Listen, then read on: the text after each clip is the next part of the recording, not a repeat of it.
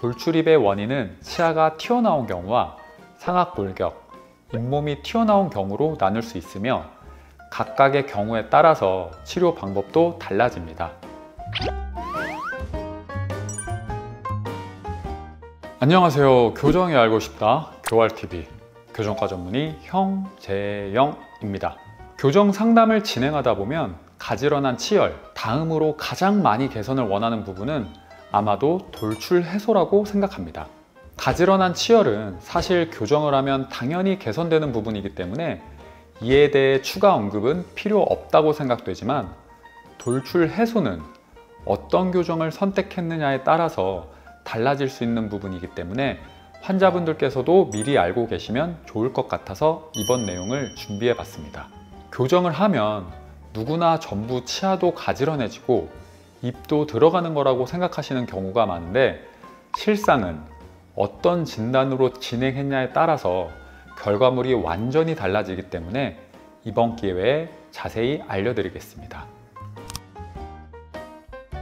먼저 돌출입이란 입술이나 치아가 정상적인 치아 위치보다 바깥쪽으로 나와 있는 상태를 말합니다.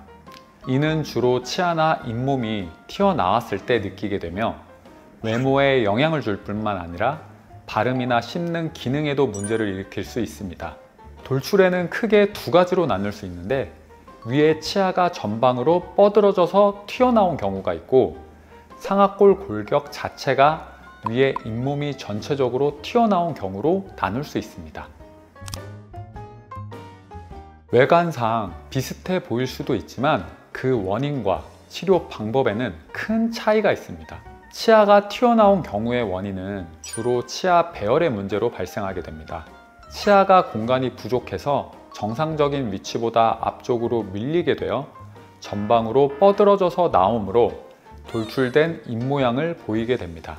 이는 유전적으로 발생할 수도 있고, 입을 자주 오므리지 않고 입을 벌리고 있거나 손톱을 깨무는 습관 같은 것에서 비롯될 수도 있습니다.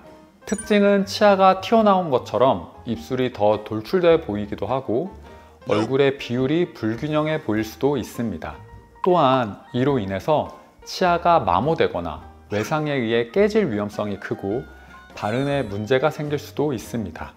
이는 사람들에게 많이 알려진 앵글 부정교합 분류 중에서 2급 1류 부정교합 분류에 속한다고 할 수 있습니다. 다음으로 골격이 튀어나온 경우는 잇몸이 나왔다고 느낄 수 있는데, 이는 주로 상악골, 턱 뼈의 성장이나 잇몸 조직의 과잉에 의해서 발생하게 됩니다.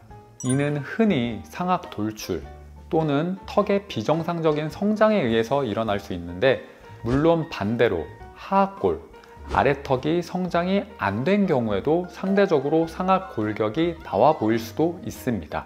이러한 경우에는 잇몸이 눈에 띄게 튀어나와서 거미 스마일이라고 불리우는 웃을 때 잇몸이 많이 보이는 문제를 겪게 됩니다. 특징적으로 치아는 정상 위치에 있을 수도 있지만 잇몸이 과하게 튀어나오면서 입술이 돌출되는 모습을 보이기도 합니다.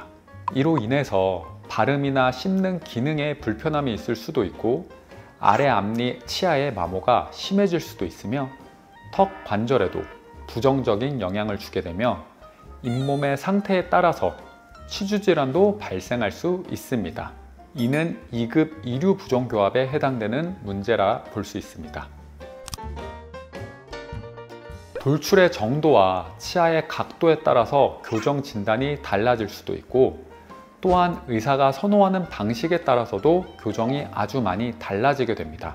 결국에는 돌출을 해소하기 위해서는 치열을 뒤로 밀기 위한 공간이 필요하게 되는데, 가장 많이들 알고 계시고 흔히 사용하는 방식이 소구치 발치 후에 해당 공간을 닫아줌으로써 돌출을 해결하는 방법입니다.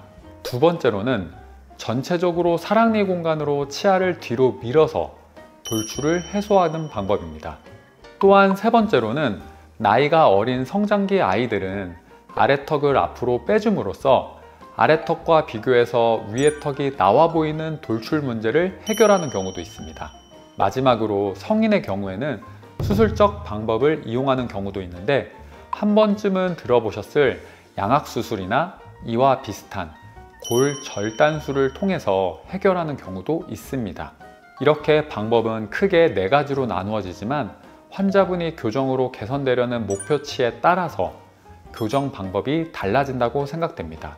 당연히 수술적 방법이 모든 방법 중에서 가장 빠르고 효과적일 수 있지만 그렇게까지 하려는 분들은 많지 않기 때문에 본인의 상황에 맞춰서 교정 담당 의사의 말만 전적으로 믿고 따르는 게 아니라 자세한 상호 의견을 조율해서 최종적인 교정 방법을 결정해야 됩니다.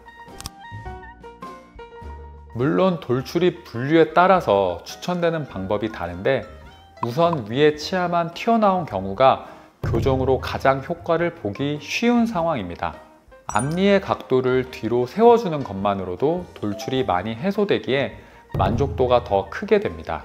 문제는 상악 골격이 튀어나온 경우인데 잇몸이 많이 보이면서 돌출된 상황이 개선하기가 다소 어려운 편입니다. 이런 케이스에는 수술을 추천받는 경우도 많지만 교정으로만 최대한 해결을 원한다면 최대한 보수적인 접근으로 상악니 공간으로 전체 치열을 뒤로 밀어내는 방식으로 치료 방향을 잡는 경우가 많습니다. 성장기 아이의 경우에는 아래턱의 위치 변화를 통해서 돌출을 해소하게 되는 선택지가 더 있기 때문에 지금 당장 턱 교정을 할지 치아가 전부 다 나온 후에 진행하는 게 유리한지 한 번쯤 고민해 볼 수 있습니다. 그래서 보통은 6세나 7세에 교정 검진을 한 번쯤 받아보시기를 권유드리게 됩니다. 이때 돌출을 해소하기 위한 1차 교정을 하고 나서 2차 교정을 추가로 하는 경우도 있고 치열 교환이 완전히 완료된 후에 한 번의 교정을 선택하는 방법도 있습니다. 물론 이는 개인의 치아 겹침이나 치열 상황에 따라서 유리한 면이 전부 다르기 때문에 많은 고민이 필요할 수 있습니다. 교정을 하기로 마음먹고 치과에 상담을 하면 장치를 치아에 붙이는 우리가 흔히 봐왔던 교정 방식이 있고 마우스피스 같은 투명한 시트지를 착용함으로써 교정이 되는 인비절라인과 같은 방식 중에 선택을 권하는 경우가 많습니다. 이런저런 검색을 많이 하다 보면 돌출의 경우에는 투명 교정 방식이 별로라는 후기들을 본 적이 있는데 사실 지금은 크게 차이가 나지는 않습니다. 물론 옛날에는 저 역시 투명 교정 방식이 돌출립을 집어넣거나 발치 교정에서 조금은 불리한 면이 있다고 생각되었는데 지금은 어태치먼트나 시트지의 발달로 많이 극복되었습니다. 주어진 시간대로 열심히만 착용하신다면 장치 교정과 투명 교정의 차이는 많이 없어졌다고 생각됩니다. 오늘은 돌출입 교정에 대해서 자세히 알아보았는데 돌출입의 원인은 치아가 튀어나온 경우와 상악 골격, 잇몸이 튀어나온 경우로 나눌 수 있으며 각각의 경우에 따라서 치료 방법도 달라집니다. 돌출입 교정을 하고 나면 우선 입술이 자연스럽게 들어가게 되며 얼굴 비율이 개선됩니다. 씹는 기능이나 발음도 좋아지게 되고 더 이상 치아가 돌출되어서 발생할 수 있는 불편함이 사라지게 됩니다. 심리적으로도 자신감이 생기고 외모에 대한 만족도 역시 높아지게 됩니다. 따라서 돌출입 교정을 고민하고 있다면 교정 전문의와 자세한 상담을 통해서 자신에게 맞는 방법을 찾는 것이 무엇보다 중요하다고 생각됩니다. 오늘 영상이 도움이 되셨다면 좋아요와 구독, 알림 설정도 부탁드립니다. 궁금한 점이나 추가로 알고 싶은 내용은 댓글로 남겨주시면 성실히 답변드리겠습니다. 감사합니다.